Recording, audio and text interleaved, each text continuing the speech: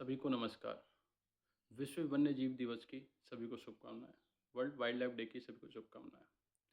आज मुझे आप अपने 3 से 4 मिनट दीजिए, मैं बहुत अच्छी बात बताने वाला हूँ आपको। हर कोई बात करता है कि पेड़-पौधे होना कितना ज़रूरी है। हर कोई समझता भी क्यों ज़रूरी है।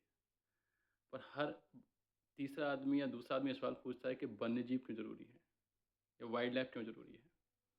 आज बताता हूँ, इसको बहुत अच्छे से बताता हूँ आप लोगों को क्यों ज़रूरी है ये। आपने यूट्यूब, इंस्टाग्राम या किसी भी अन्य सोशल मीडिया पे सुना होगा हमेशा कि चाइना हमारे देश से 50 साल आगे है, 100 साल आगे है। चाइना में रोड इतने अच्छे हैं, चाइना का इंफ्रास्ट्रक्चर इतना अच्छा है, चाइना में ट्रेन इतनी फास्ट चलती हैं, जापान में ट्रेन की स्पीड इतनी है और चाइना हमसे इस तरीके से आगे है। चाइना में होटल्स में ये चलता है, रोबोटिक्स बहुत में आगे है। पर पता है हमारा देश एक चीज़ में हर एक देश से आगे है, वो है जैव विविधता, वो है बायोडायवर्सिटी, वाइल्ड लाइफ की, वन्य जीवों की। और ये क्यों ज़रूरी है? आम आदमी तो यही पूछेगा ज़रूरी क्यों हमारे लिए? हर किसी को ये पता है कि खाद्य श्रृंखला में संतुलन बहुत ज़रूरी है और खाद्य श्रृंखला में संतुलन ज़रूरी इसलिए है क्योंकि वो हर एक जीव उसमें इन्वॉल्व होता है और सम्मिलित होता है।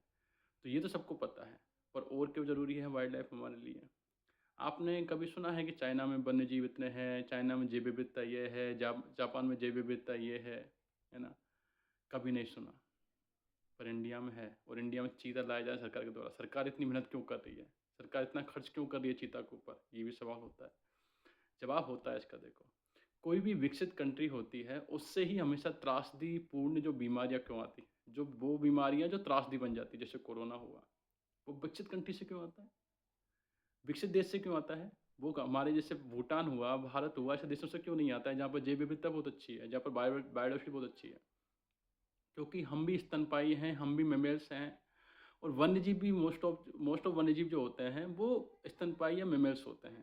तो बहुत सारी हमारी जो बीमारियाँ होती हैं ना वो उनसे होकर निकल जाती हैं।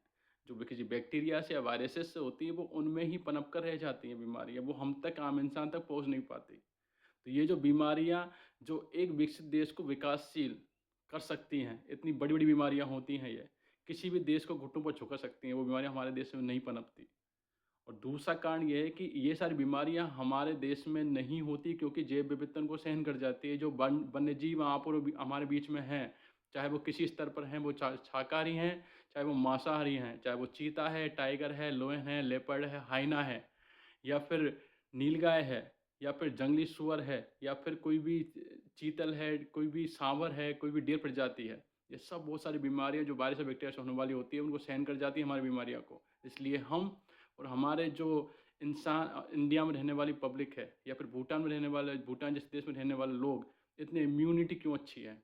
इसलिए इम्यूनिटी अच्छी है क्योंकि यहाँ पर बहुत सारी बीमारियाँ वो वन्यजीव हमारे से सहन कर जाते हैं। इसलिए ज़रूरी हैं वन्यजीव।